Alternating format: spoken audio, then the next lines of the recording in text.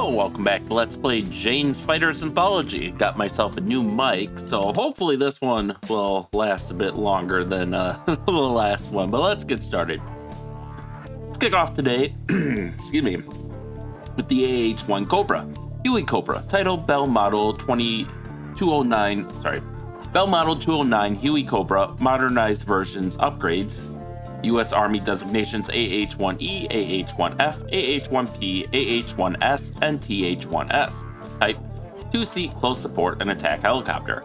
Program: AH-1S, first ordered as tow-capable version of AH-1G in 1975. Program included conversion of earlier AH-1Gs and 3-stage production of new aircraft with various degrees of upgrading. All versions designated AH-1S until March 1987, when new build AH-1 allotted dormant UH-1 Iroquois suffixes AH-1P, AH-1E, and AH-1F. Design features: transmission rated at 962 kilowatts or 1,290 shaft horsepower for takeoff, and 845 kilowatts or 1,134 shaft horsepower continuous.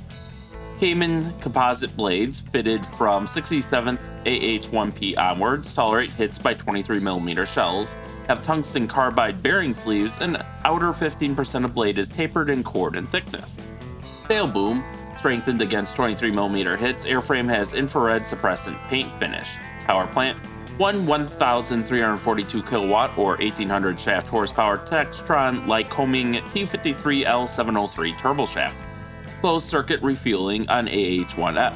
Fuel capacity 980 liters or 259 US gallons or 216 imperial gallons. Upward facing exhaust on AH-1E, IR suppression nozzles on AH-1F.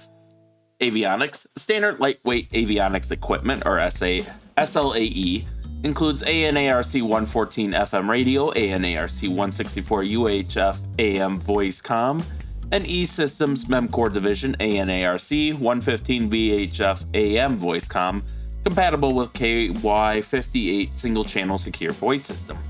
Other avionics include AN/ASN 128 Doppler nav system in AH-1F, HSI, VSI, radar altimeter, push-pull anti-torque controls for tail rotor, co-pilot standby magnetic compass. A C-Flex upgrade includes introduction of Magnavox ANARC 164V UHF AM radio, Collins ANARC 186 VHF AM FM radio,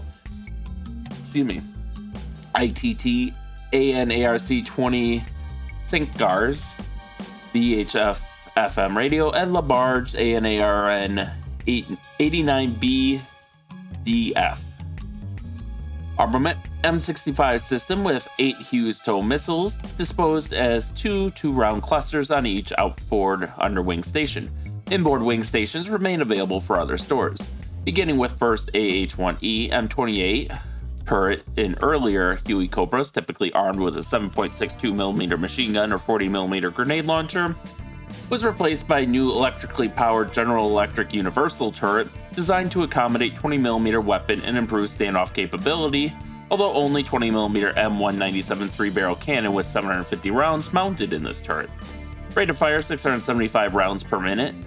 Turret position is controlled by pilot or co-pilot gunner through helmet sights or by co-pilot using M65 TOW missile system's telescopic sight unit.